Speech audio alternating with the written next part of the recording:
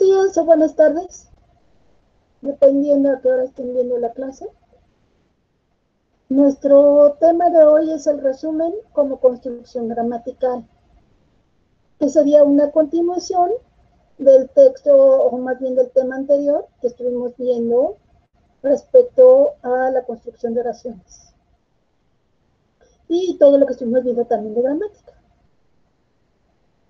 Ok, bueno, ya saben, igual que siempre, hay que imprimir materiales teóricos.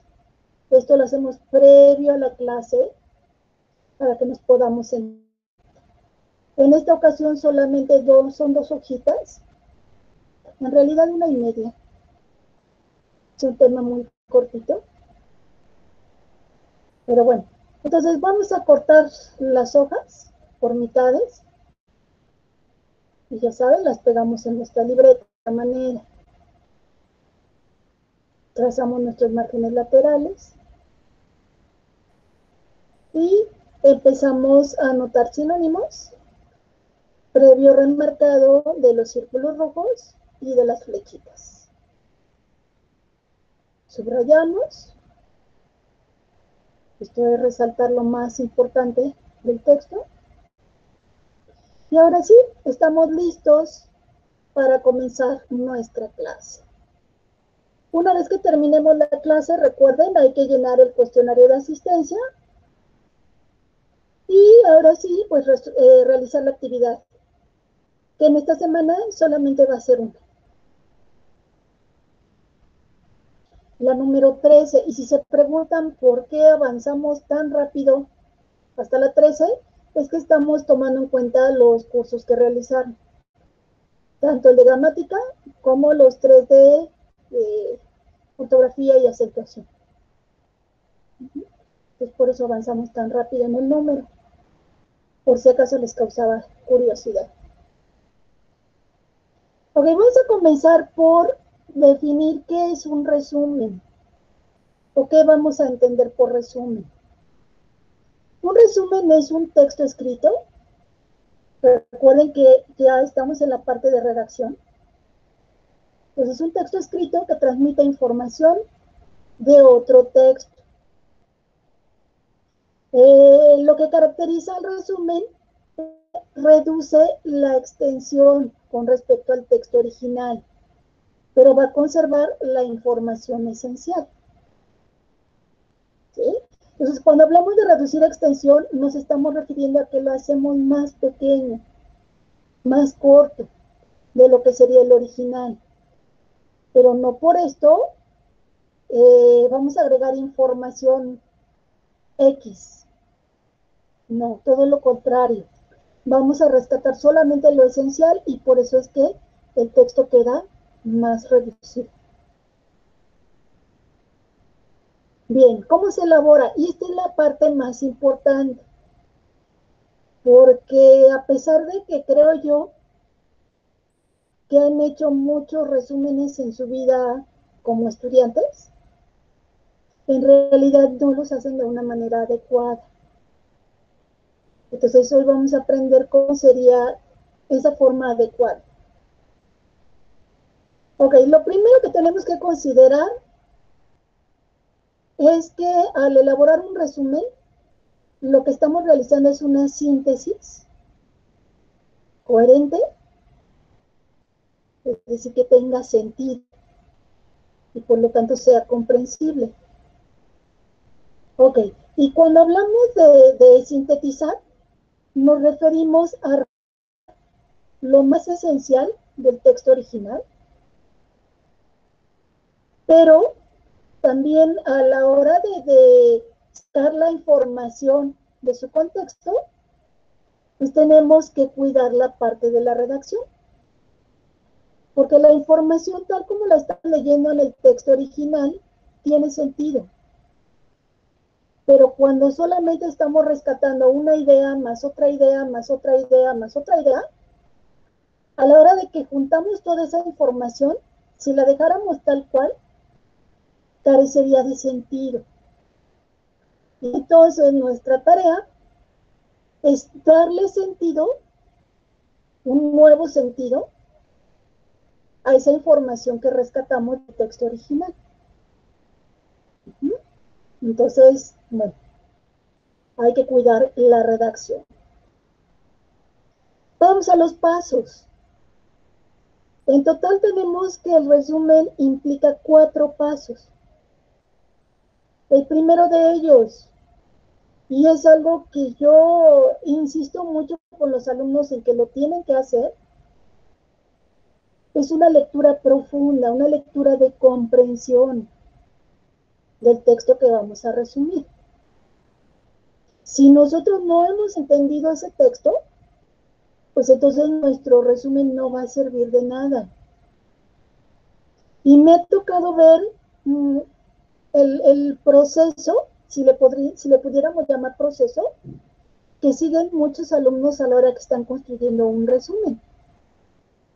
Y lo que hacen es tomar un parrafito de arriba, uno de en medio, uno de más abajo, y ahí está el resumen. Y la idea no es trabajarlo de esa manera, porque no estamos rescatando lo realmente importante. Ok, entonces, para poder resumir, es necesario realizar una lectura profunda. Esto es una lectura de comprensión. Y una lectura de comprensión implica aplicar lo que les he dicho o lo que hemos manejado como proceso de lectura. Seguir la etapa de prelectura, donde doy un vistazo general aplicando la técnica ojear y ojear para darme una idea del contenido. Posteriormente viene la etapa de lectura como tal, donde hago lo que les pido que realicen en sus textos teóricos. Remarcar vocabulario desconocido para después irnos al diccionario. Si no lo hacemos de esa manera, la visión o la comprensión que tengamos de ese texto va a ser fragmentada, en el mejor de los casos. En el peor no vamos a estar entendiendo nada. Ok, después de que ya subrayamos, de que ya localizamos vocabulario desconocido, pues aplicamos subrayado.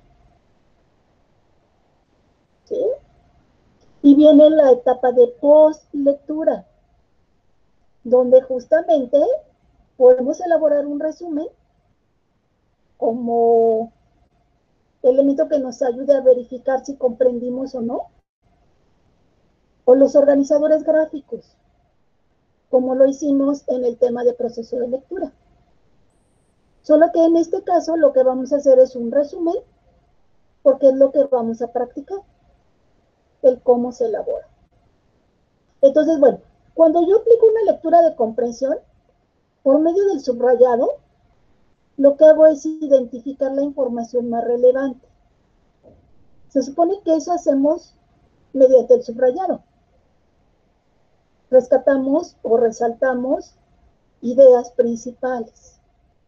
Y al mismo tiempo que estoy identificando información relevante, estoy suprimiendo la información que no lo es. ¿Sí? Esto quiere decir que lo que está resaltado es importante y lo que no está resaltado no es importante.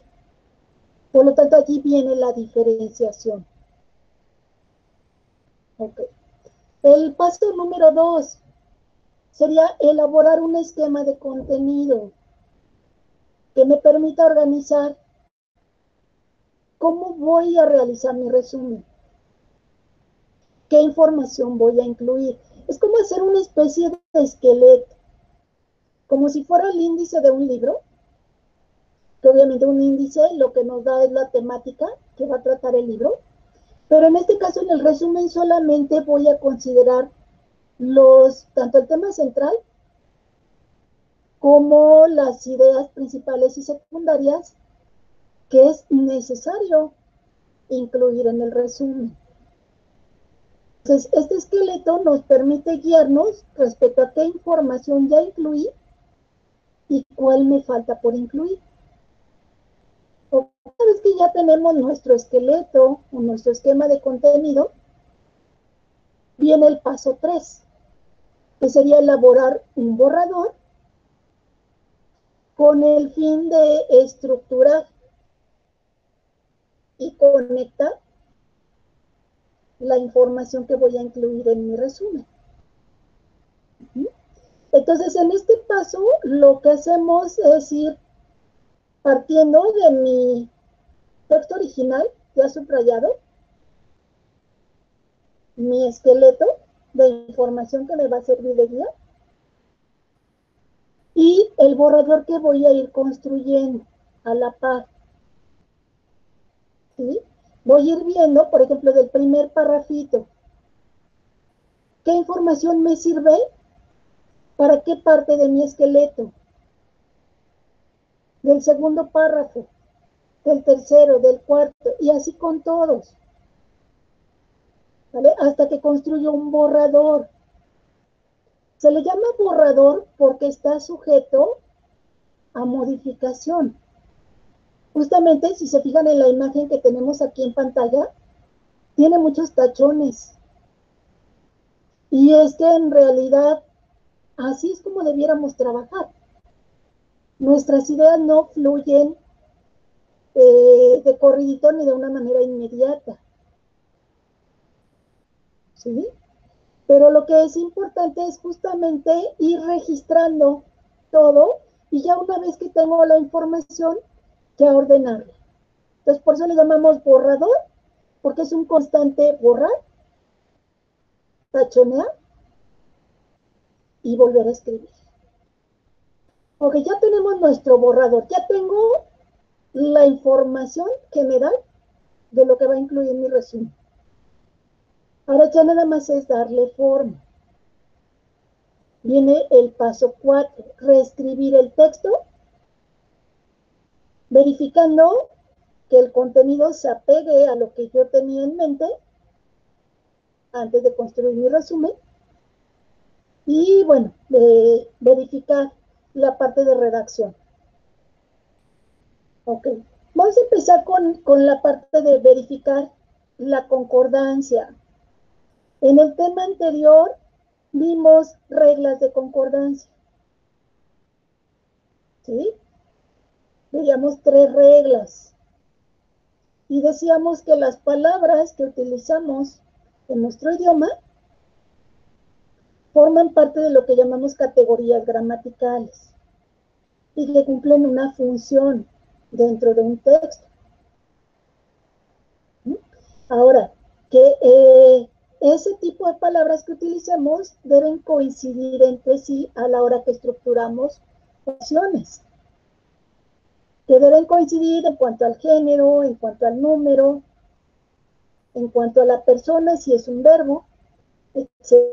Entonces debemos verificar eso. ¿Okay? Estamos revisando nuestro borrador. Luego, después de eso, tenemos que irnos a la parte de ortografía, que muchos se brincan esta parte. A lo mejor de entrada, cuando estamos apenas plasmando ideas, no reparamos mucho en la ortografía, pero una vez que ya tenemos la idea general, que ya está nuestro borrador, ahora sí hay que revisar en qué cosas me equivoqué para poderlas corregir.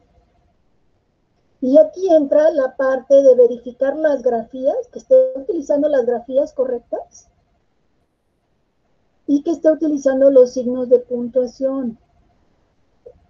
Eso es bien importante. Los signos de puntuación nos van a ayudar a darle coherencia, a darle sentido a nuestro texto. Y eso es algo que les falla.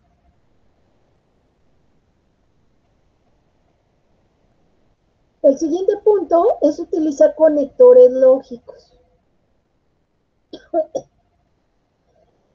Perdón, que me ayuden a enlazar la información que estoy incluyendo en mi resumen. Si tienen duda respecto a los conectores lógicos, podemos regresar un poquito a lo que fue nuestro manual para el propedéutico, donde se toca justamente este tema de conectores lógicos. Recuerden, la función de los conectores lógicos es enlazar. Enlazar con coherencia, con sentido lógico, de allí su nombre, las diferentes oraciones que se incluyen en un texto. Pero parte de lo que es la coherencia también es estructurar nuestro texto en párrafos. Eso es bien importante. Construir párrafos. Porque también algo que he notado mucho a la hora que reviso sus tareas, por ejemplo, lo noté en el relato, que había quienes hacían un unipárrafo, es decir, un párrafo gigante. Comenzaban y no paraban hasta que terminaban el texto. No, hay que ir construyendo párrafos. Ok, y hasta ahí el paso 4. Ahora vamos a ejemplificar con un texto que no es ustedes. Ustedes van a trabajar con otro tema que es incluso un poco más cortito que este. Ok, mi tema es el que yo elegí como ejemplo, hablar y escribir bien, el camino más seguro para pensar y crear. Ok, el paso 1 me dice que tengo que aplicar proceso de lectura. Yo ya le di una ojeada a mi material, ya me di una idea de qué es lo que se trata. Empiezo a resaltar cuál es el vocabulario que no conozco y que en realidad yo sí lo conozco, pero lo que hice fue resaltar lo que creo que a muchos de ustedes se les complicaría, aunque lo están viendo nada más de rapidito en pantalla. Pero bueno, entonces, y cada quien, eso es importante considerarlo, cada quien tiene sus propias carencias en cuanto a vocabulario. Entonces hay que seleccionar todas las que no conozcamos. Entonces, bueno, remarcamos en círculos rojos, ya saben, esto porque le ayudamos al cerebro a que de un vistazo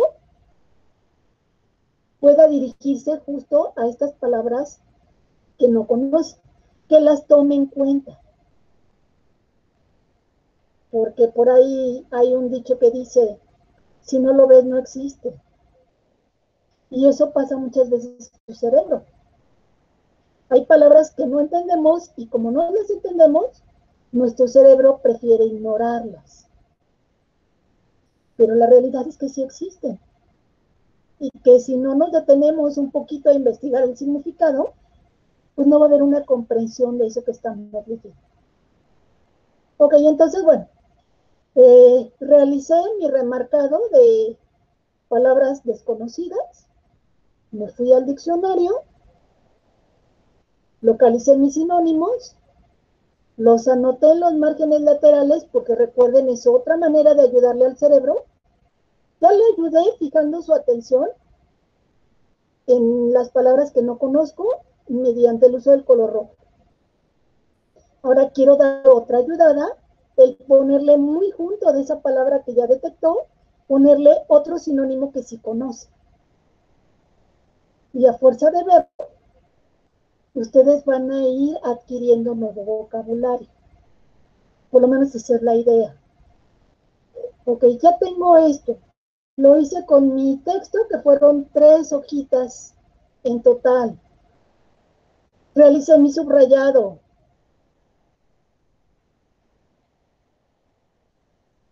¿Sí? De las 3 hojitas. Que en este caso, repito, este es el ejemplo que yo elegí, pero ustedes tienen otro. Ok. Luego, el segundo paso. Elaboré un esquemita en donde más o menos bosquejo la información que voy a incluir en mi resumen. Y en general, el texto me habla de la importancia del buen uso del idioma, de darle un uso correcto. Empiezan a describir la problemática actual. ¿Mm? Les platico muy rapidito de qué habla el texto. Habla justamente del idioma español y cómo, irónicamente, al paso del tiempo, surgen nuevas palabras, entonces nuestro vocabulario debería ampliarse. Pero caso contrario, el vocabulario, las palabras que utilizan las personas que hablan español, porque concretamente se refiere a nuestro idioma, ha ido disminuyendo con el paso del tiempo. Entonces cada vez se utilizan menos palabras, a pesar de que el vocabulario como tal que integra el idioma español ha ido en aumento. Entonces plantean la problemática. Y, por ejemplo, nos dicen que hasta 2014, ese es un dato curioso y preocupante a la vez, nos dice que hasta 2014, que es la fecha en que salió este artículo, el español incluía un aproximado de 84,000 palabras, aproximadamente. ¿Mm? Pero nos dice que el número de palabras que actualmente utilizan una gran mayoría de las personas es de alrededor de 70 u 80 palabras. Es decir, no llegamos ni a 100. Entonces es un dato preocupante porque si lo convertimos a porcentaje, esto es nada, es prácticamente nada. Entonces, bueno, ahí plantean ellos la problemática, empiezan a cuestionarse porque la problemática es esta, la disminución de palabras o del uso de palabras. ¿Sí? Entonces, bueno, esa es la problemática y empiezan a cuestionarse ellos las razones por las cuales ha ocurrido esto. ¿Por qué no sucede lo contrario? ¿Por qué en lugar de que nuestro vocabulario común, cotidiano, se vaya incrementando? ¿Por qué pasa lo contrario? ¿Por qué cada vez dominamos menos palabras? Y bueno, ellos dan unas explicaciones y eh, dan también una alternativa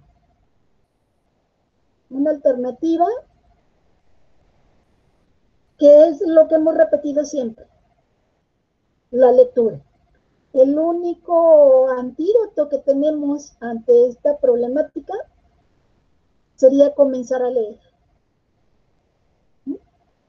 Ok, entonces bueno, mi esquema entonces, de acuerdo a lo que fui sacando de información, pues habla sobre la importancia del buen uso del idioma.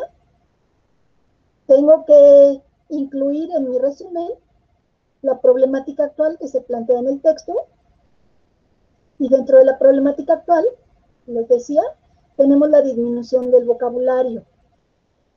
Dentro de la disminución del vocabulario tratan de explorar en las causas, el por qué se ha dado, pero también las consecuencias, hablan de las consecuencias que ha acarreado la disminución del vocabulario.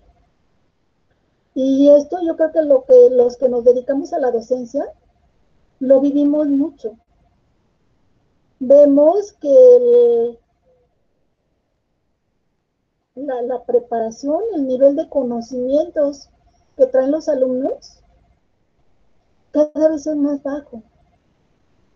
Y de verdad a mí me sorprende mucho que cuando ingresan, sobre todo porque yo tengo alumnos de primer semestre, cada nueva generación ingresa con muchas carencias, al grado de que digo, no, la siguiente generación no puede venir peor. ¿Y qué creen?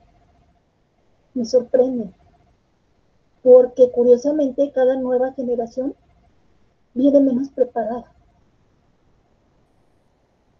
Entonces, bueno, nos habla un poquito de las consecuencias que esto acarrea. Y bueno, las propuestas o alternativas que ellos proponen. Entonces, a grandes rasgos, este es mi esquema que me va a servir de base para poder realizar mi resumen, para poderlo construir. El paso número 3. Ok, empiezo a bosquejar mis ideas, a plasmar mis ideas, y voy puntuando dentro de mi esquema qué partes ya desarrollé en mi resumen. Y entonces veo que ya, este sería mi primer borrador. Veo que en este primer borrador ya abordé todo lo que tenía pensado en mi esquema. Ajá.